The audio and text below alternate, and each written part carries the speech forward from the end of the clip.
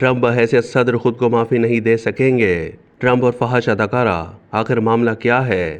سابق امریکی صدر 77 سالہ ڈونلڈ ٹرمپ امریکہ کی 250 سالہ تاریخ کے پہلے سے سابق صدر بن گئے ہیں جنہیں کسی جرم میں سزا سنائی گئی۔ ٹرمپ اور فحش اداکارہ، آخر معاملہ ہے کیا؟ ٹرمپ کے فحش اداکارہ سے تعلقات یا انہیں پیسے کی ادائیگی قانونی جرم نہیں، نہ ہی یہ مقدمات کی وجہ ہے کیونکہ یہ عمل امریکہ میں جرم نہیں ہے۔ جرم یہ ہے کہ رقم کی ادائیگی ریکارڈ میں بطور قانونی فیس ظاہر کی گئی۔ ٹرمپ نے اس کام کے لیے اپنے کاروباری ریکارڈ میں جعل سازی کی۔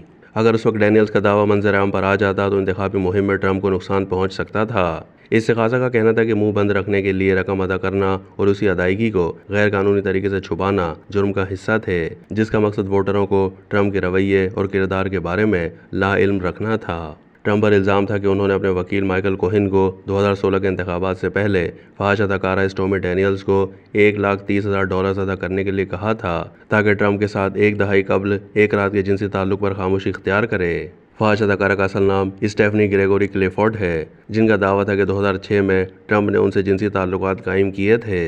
اس وقت ٹرمپ کی دوسری شادی کو 1 سال ہو چکا تھا۔ وال اسٹریٹ جرنل نے پہلی بار 2018 کے اوائل میں ہش منی کی ادائیگی کی خبر دی تھی۔ حکومت نے کہا تھا کہ ڈینیلز کو ادائیگی ٹرمپ کی ہدایت پر کی گئی تھی۔ ٹرمپ ایک طویل عرصے سے اپنے اور اداکارہ کے درمیان تعلقات کی تردید کرتے رہے، لیکن 2016 کے انتخابات میں انہوں نے رقم کی ادائیگی کا اعتراف کیا تھا۔ قانونی ماہرین کا کہنا ہے کہ ٹرمپ اگر الیکشن جیت کر صدر بن جاتے ہیں تو بھی بحیثیت صدر وہ خود کو معافی نہیں دے سکیں گے۔ صدر کی معافی کا اختیار صرف وفاقی جرائم پر لاگو ہوتا ہے، کیونکہ یہ مقدمہ وفاقی حکومت نے نہیں بلکہ ریاست نیو یارک نے قائم کیا تھا، اور اس سزا کی معافی صرف نیو یارک کے گورنر ہی دے سکتے ہیں۔ ٹرمپ کو جیل کی سزا کا سامنا بھی ہو سکتا ہے، اور اگر سزا برقرار رہتی ہے تو انہیں گھر میں بھی نظر بند کیا جا سکتا ہے۔ سزا اور یہاں تک کہ قید ٹرمپ کو وائٹ ہاؤس جانے سے نہیں روکے گی۔ ٹرمپ کو 34 الزامات میں مجرم قرار دیا گیا ہے۔ سزا کا اعلان 11 جولائی کو کیا جائے گا۔